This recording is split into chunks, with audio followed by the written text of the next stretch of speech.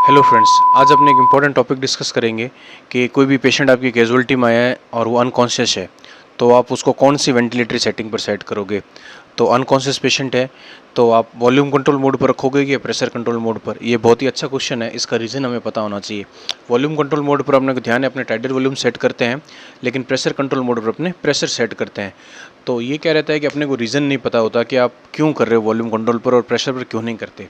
Pressure पर control होने पर क्या होता है, प्रेशर पर आप उसका प्रेशर डिसाइड कर देते हो और प्रेशर के अकॉर्डिंग इसकी टाइडल वॉल्यूम आती है। और वो ज़रूरी नहीं है कि उतना टाइडल वॉल्यूम अचीव हो जो अपने को रिक्वायर्ड है। अनकॉन्शियस पेशेंट में अपने क्या रहता है कि ऑक्सीजनेशन और वेंटिलेशन दोनों की इशू अपने मानते हैं कि पेशेंट को रिस्पॉन्ड नहीं कर रहा, उसको ऑक्सीजन और CO2 दोनों की दिक्कत है।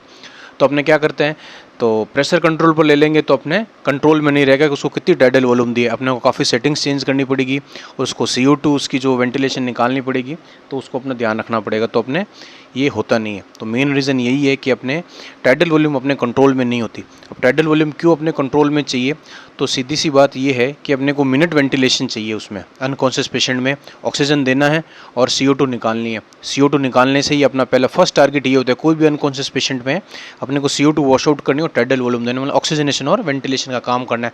वो केवल अपने एक वॉल्यूम कंट्रोल मोड से ही हो सकता है। वॉल्यूम कंट्रोल मोड से अपने क्या डिसाइड हो जाएगा, टाइडल वॉल्यूम डिसाइड कर देंगे, रेट अपने डिसाइड करेंगे, तो अपने बहुत ही जल्दी अचीव हो जाएगी। हाँ, तो ये है रीज़न। तो इनिशियली अपने को वॉल्यूम कंट्रोल मोड पर लेना चाहिए कोई भी आपके अनकॉन्शियस पेशेंट आपको है। हाँ, उसके बाद में आप, क्योंकि जब आओगे तो उसके कोई लंग्स में कोई पैथोलॉजी अगर आप चेस्ट एक्सरे कराओगे या फर्दर इन्वेस्टिगेशन में दिखेगी तो उसके अकॉर्डिंगली ABG के अकॉर्डिंगली अपने चेंजेस करेंगे। लेकिन इनिशियली अपने यही रहता है कि अपने को वॉल्यूम कंट्रोल मोड पर सेटिंग करनी चाहिए। अब इन्हीं, और आप देखना चाहोगे कि अगर मान लो प्रेशर कंट्रोल मोड पर किसी को सेटिंग पता नहीं होती है, तो प्रेशर कंट्रोल पर आप पीक इंस्पिरेटेड प्रेशर सेट करते हो, ठीक है, आप उसका सेट करते हो, उसकी पीप सेट कर देते हो, ठीक है, और आप सेट कर देते हो उसका एक टी इंस्पिरेटेड टाइम बहुत ज़रूरी होता है। मैं ये बताना चाहता हूँ, टी इंस्पिरेटेड टाइम क्या, मान लो बाय डिफ़ॉल्ट वेंटिलेटर्स में 0.9 या 1 सेट होता है।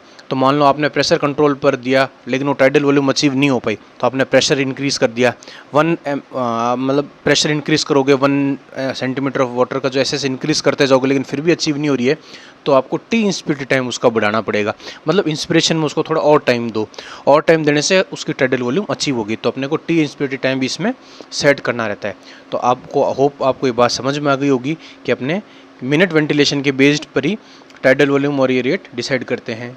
तो आई होप आपको ये वीडियो और लेक्चर समझ में आएगा और ये कंसेप्ट आपका क्लियर हुआ होगा। मैं इसी तरह की वीडियोस क्लिनिकली ओरिएंटेड बनाता रहता हूँ, और जो आपके एनेस्थीसिया, क्रिटिकल केयर या आपके डे टू डे लाइफ में जो इश्यूज़ आते हैं उसको डिस्कस करते हैं। आई होप ये वीडियो पसंद आएगा। Please like, share and subscribe. Thank you.